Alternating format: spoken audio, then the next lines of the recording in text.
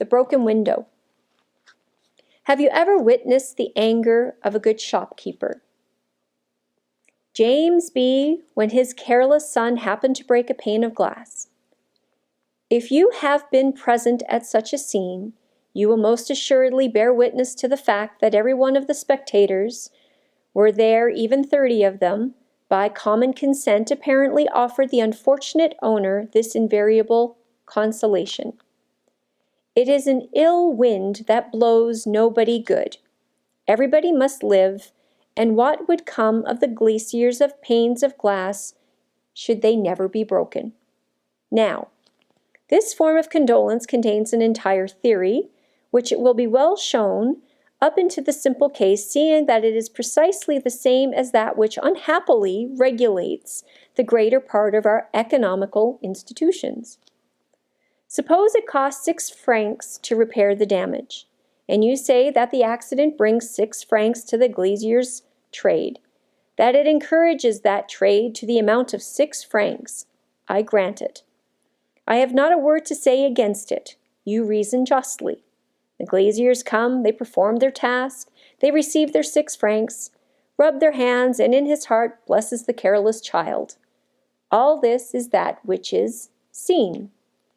But, on the other hand, you come to the conclusion, as is too often the case, that it is a good thing to break windows because it causes money to circulate, and that the encouragement of industry in general will be the result of it.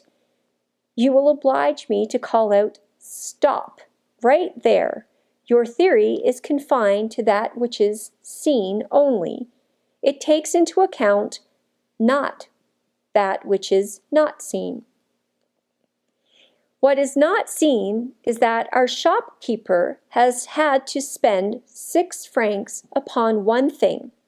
He cannot spend then upon another. What is not seen is that had he not had the window to replace, he would have perhaps replaced his old shoes, or added another book to his library. In short, he would have employed his 6 francs in some other way that this accident had it been prevented. Let us take a view of industry in general. As affected by the circumstance, the window being broken, the glazier's trade is encouraged to amount of 6 francs, that which is seen. If the window had not been broken, the shoemaker's trade or some other may have been encouraged to the amount of 6 francs. This is that which is not seen. And if that which is not seen is taken into consideration, because it is a negative fact, as well as that which is seen, because it is a positive fact, it will be understood that neither industry in general nor the sum total of national labor is affected, whether windows are broken or not. Now let us consider James B. himself. In the former supposition that the window is broken, he spends 6 francs, and has neither nor more nor less than he had before the enjoyment of a window. In the second, however, where we suppose the window has not been broken, he would have spent 6 francs in shoes or some other, and would have had at the same time the enjoyment of that pair of shoes and a window. Whence we arrive at this unexpected conclusion: society loses the value of things which are uselessly destroyed. And we must assent to a maxim which will make the hair of protectionists stand on end: to break, to spoil, to waste is not to encourage national labor, or more briefly, destruction of something is not profit. What will you say? What will you say, disciples of good M.F. Chamans? Okay, wait, now let me go back there.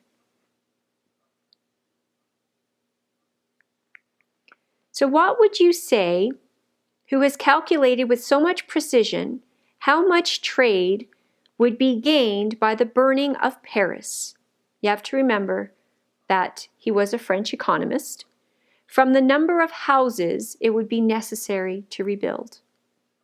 I am sorry to disturb these ingenuous calculations as far as their spirit has been introduced into our legislation, but I beg him to begin them again by taking into account that which is seen and placing it alongside of that which is not seen. The reader must take care to remember that there are not two persons only, but three concerned in the little scene which I have submitted to this attention. One is James B. himself. He represents the consumer, reduced by an act of destruction to one enjoyment instead of two. Another, under the title of glazier, shows us the producer, whose trade is encouraged by the accident. The third is the shoemaker or some other tradesman, whose labor suffers proportionately by the same cause. It is the third person who is always kept in the shade, and who, personating that which is not seen, is a necessary element of the problem. It is he who shows us how absurd it is to think how we see a profit in the act of destruction. It is he who will soon teach us that it is not less absurd to see a profit in a restriction, which is after all nothing else than a partial destruction. Therefore, if you will only go to the root of all the arguments which are adduced in its favor, you will be the paraphrase of this vulgar saying, "What would become of the glaziers if nobody ever broke a window?" So as we see with a broken window, there are impacts and effects that are not so obvious. The broken window is obvious. The repairs to that broken window and the benefit to the glazier is obvious. But what is not seen is the negative impact on the consumer himself. So had he still had those 6 francs, he would have spent them not necessarily on a broken window, but on shoes or some other thing, which now he has the enjoyment of a window and something else. So from a consumer perspective, the destruction of something is not to the consumer's benefit. To the glazier, they're happy. They get their 6%. So the problem is today we tend to look at everything from the perspective of that of a producer, the businessman, but never from the perspective of the consumer, the person who pays, and the person who would have enjoyed 2 things as opposed to 1.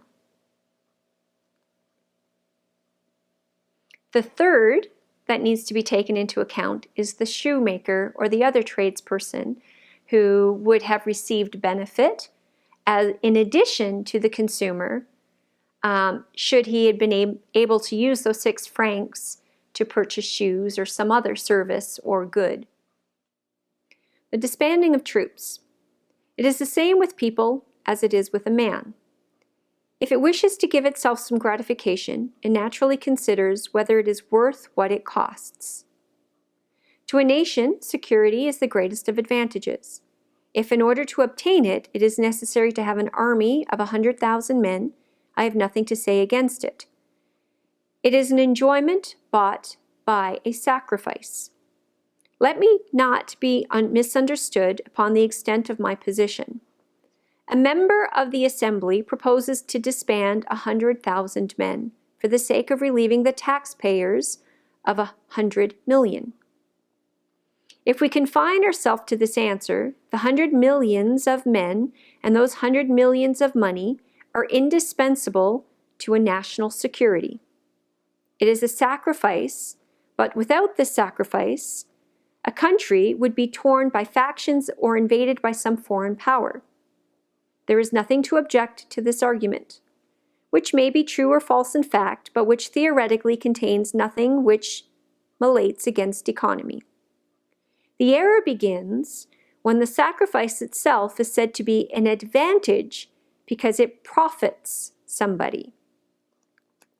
Now, I am very much mistaken if the moment the author of the proposal has taken his seat, some orator will not rise and say, "Disband 100,000 men." Do you know what you are saying? What will become of them? Where will they get a living? Don't you know that work is scarce for everyone, that every field is overstocked? Would you turn them out of doors to increase competition and to weigh upon the rate of wages? Just now, when it is hard to matter to live at all, it would be a pretty thing if the state must find bread for 100,000 individuals. Consider besides that the army consumes wine, arms, clothing. It promotes the activity of manufacturers in garrison towns, that it is in short the godsend of innumerable purveyors. Why, any one must tremble at the bare idea of doing away with this immense industrial movement.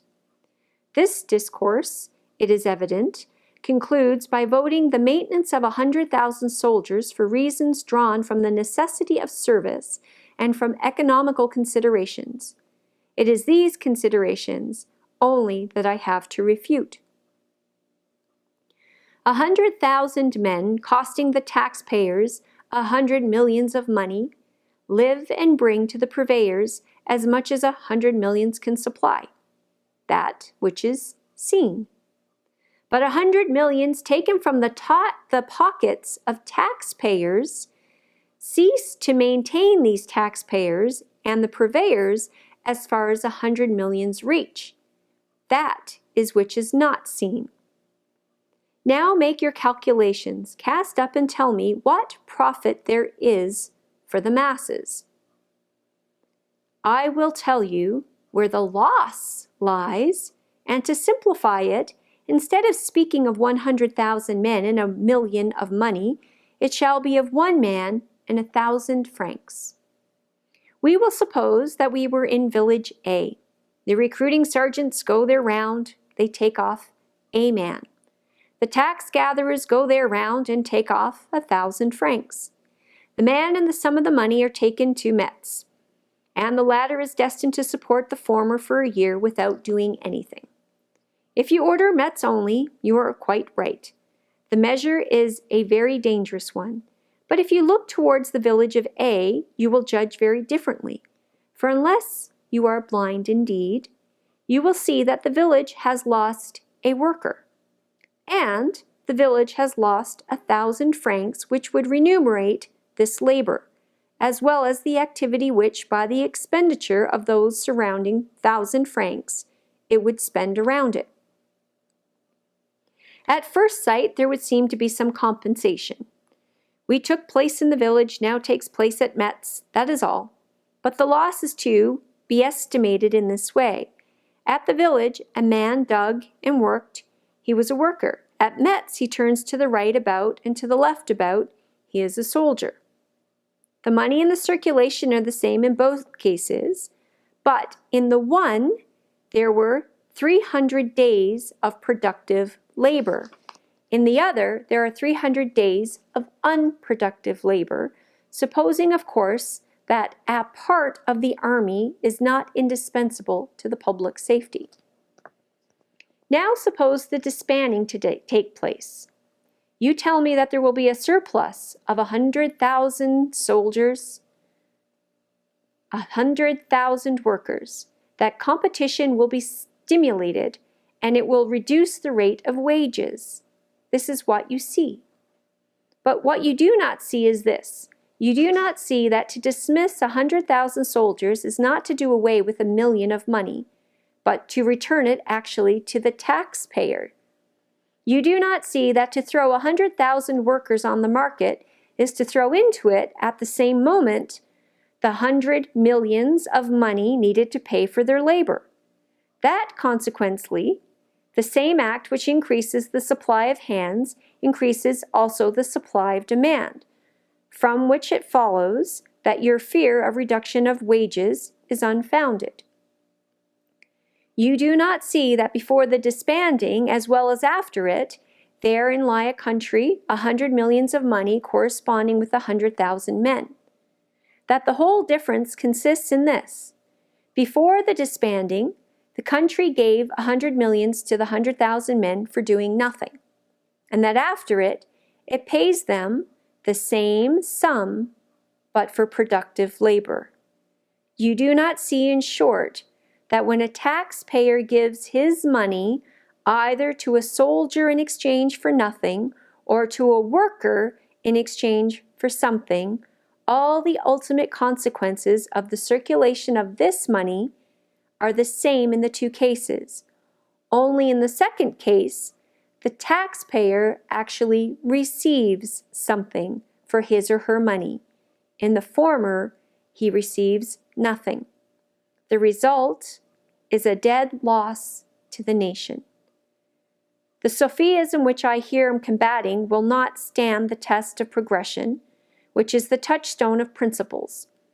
If when every compensation is made and all interests satisfied, there is a national profit in increasing the army, why not enroll under its banners the entire male population of the country?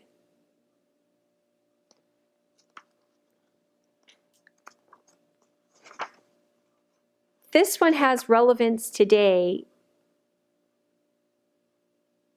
in understanding that the taxpayer is the one who pays. So if we have the government, so if we look at the government as being in this particular case the military, if that military sits idle, it has cost a village, a country, a person who would have been productive, providing something to its country, to its village, or to their community. And the cost is no less or no greater. Taking $1 million, 1,000 francs, however much it is, out and giving it to the government for something non-productive is actually more harmful than leaving it with the taxpayer to then decide on the labor that's most needed and paying that labor for something that which is productive. Again, that which is seen versus that which is not seen.